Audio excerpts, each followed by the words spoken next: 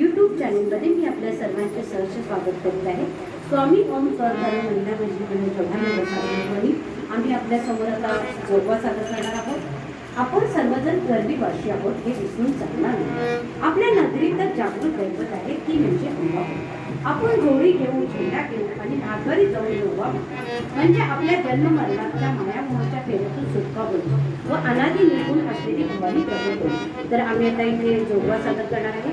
हा जर तुम्हाला आमचा जोगवा आवडला तर लाईक, कमेंट, सबस्क्राईब करा. मी तुम्हाला नम्र विनंती करते.